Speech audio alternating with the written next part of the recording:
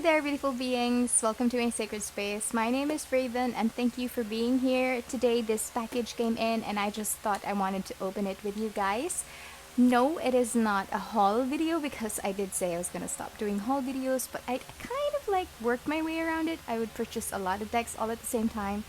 Well, not really all at the same time. I mean, sometimes they arrive on a staggered basis, and I would just open them one at a time so that you guys wouldn't know that it's a haul that I did. But yeah, if you have been watching my channel for a while, you I think would know that it is kind of like my thing. Well, eating my words, that is. I would say, okay, I'm not gonna buy that deck, and then eventually, I would get it.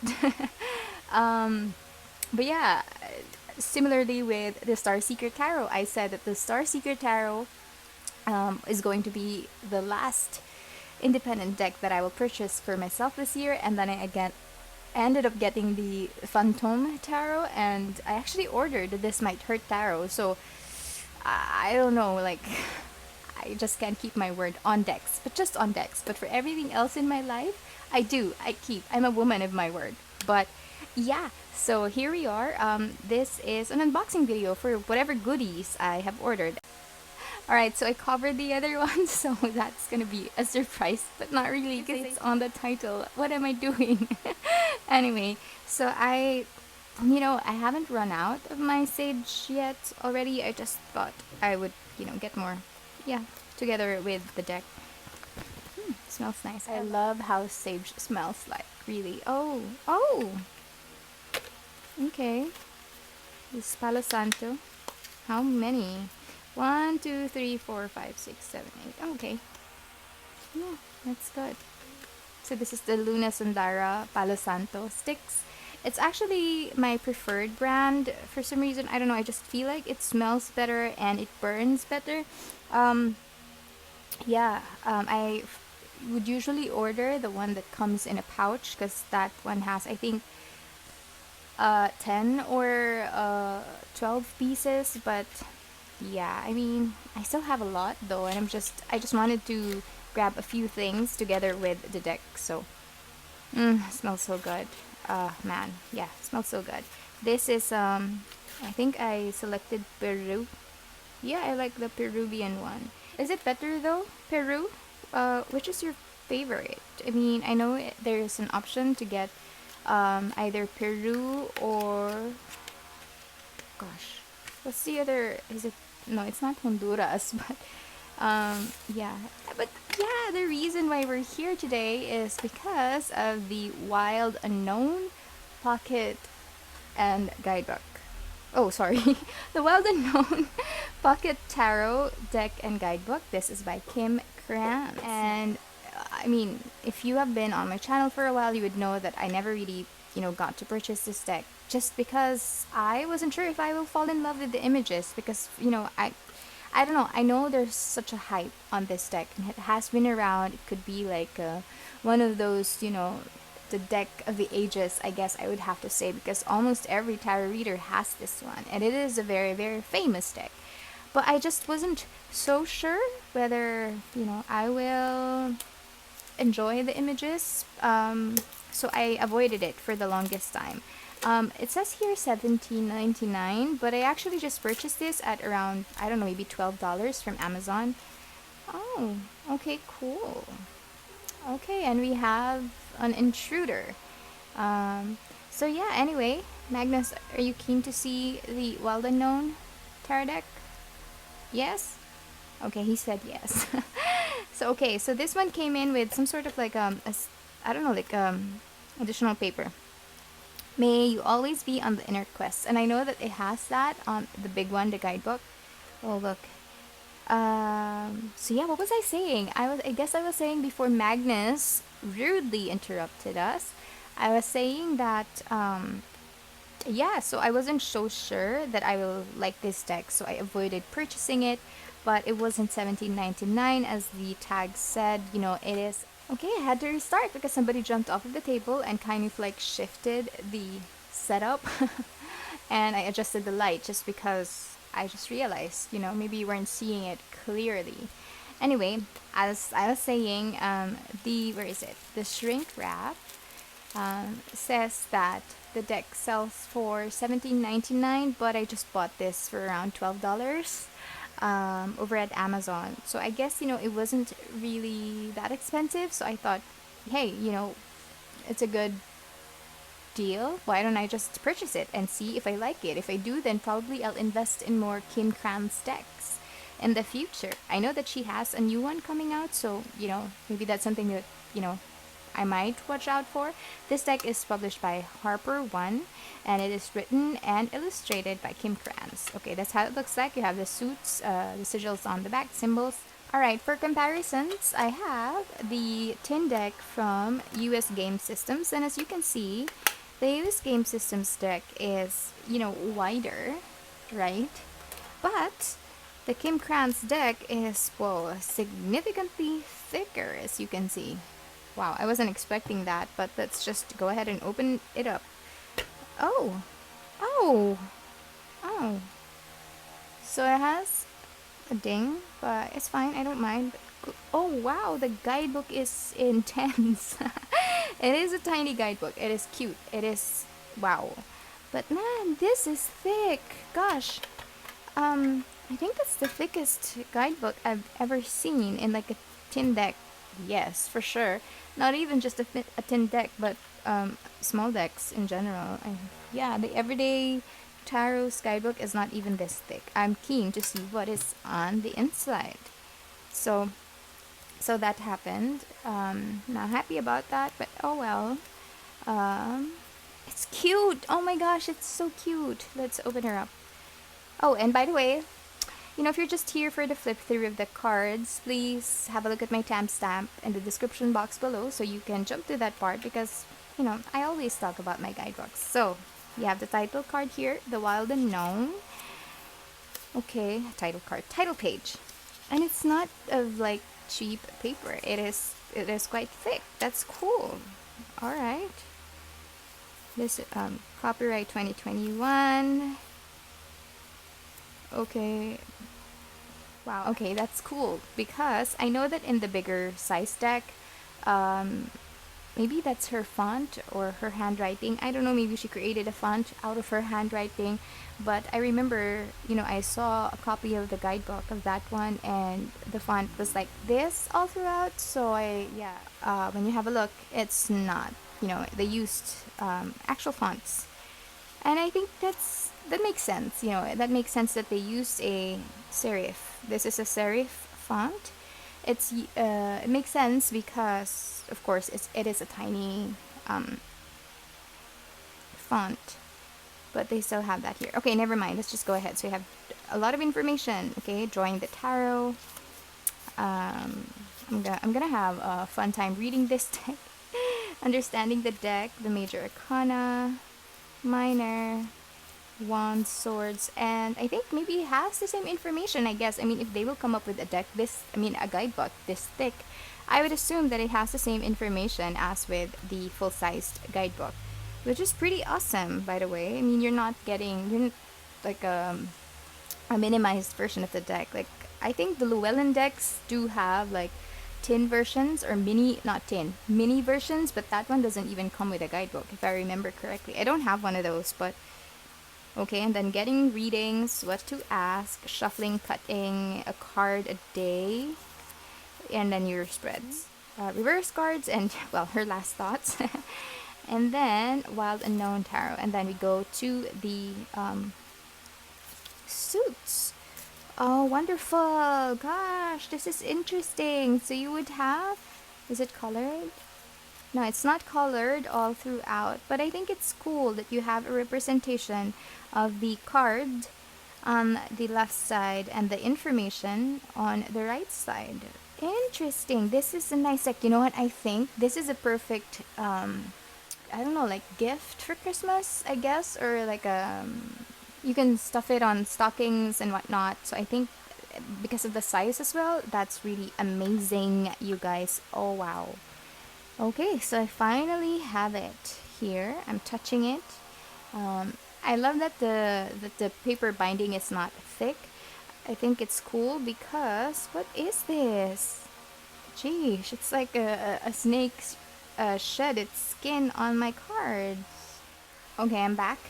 It is unfortunate that the first card, the Ace of Wands, and the World card has some issues on the backing because of the plastic. Oh no, the glue from the binder. Took me a while to remove this kind of like webbing thing, and I don't know, it's still stuck. But okay, I took out my Smithwaite tarot in a tin just so that you can see the size difference. And let's see. It's not a lot of difference, I guess. But I don't know, I kind of like already flicked the other card just to see how thick it is. And um, there. Um, this cardstock is so much better. I'm just gonna say it flat out. It is so much better than this one. Um, I don't know. This just feels so premium, I guess. This one feels a little bit flimsy. Like this one has a little bit more resistance over this one, but I don't mind. I think I'm quite impressed already. But yeah, as you can see, like you can see it as well from the cutting on the side. So, this deck is, I guess more um, premium in feel. This one feels a little bit rough, but I don't mind. Alright, you guys, honestly, this is an afterthought. I already stopped shooting and I just realized, hey, I didn't do a comparison shot. So here it is. This is the usual tarot in a tin from US Game Systems, and this is the well-known.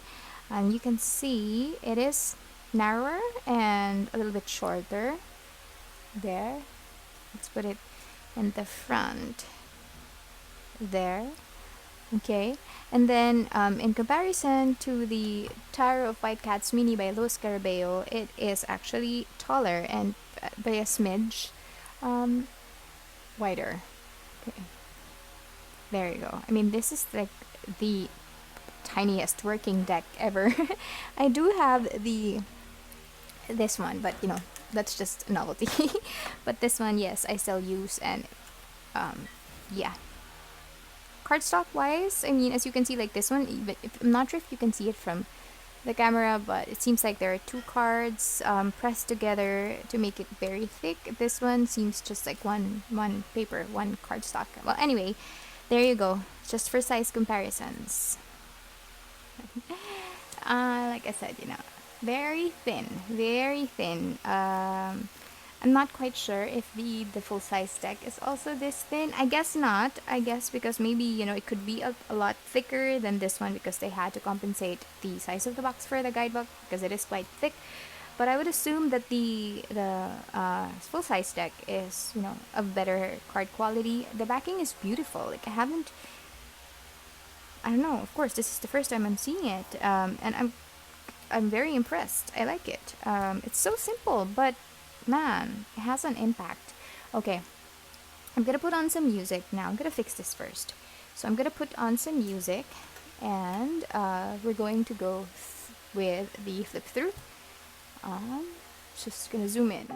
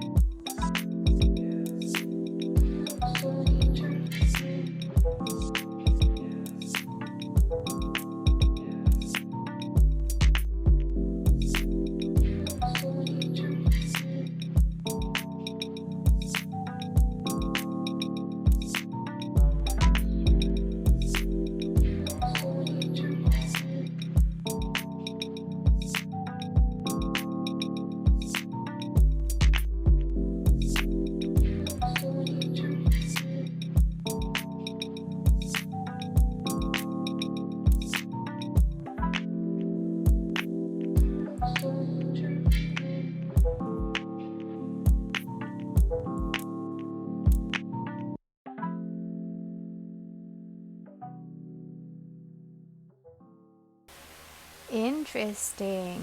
Okay, so we're done with the flip through, and man, some of the cards that I saw, I would have to say, like, okay, I understand why she decided to use those animals or depict the archetype of the card that way, or the sceneries, why they were represented that way. I understand, like, at first glance, like, okay, I know why she did this, so and so.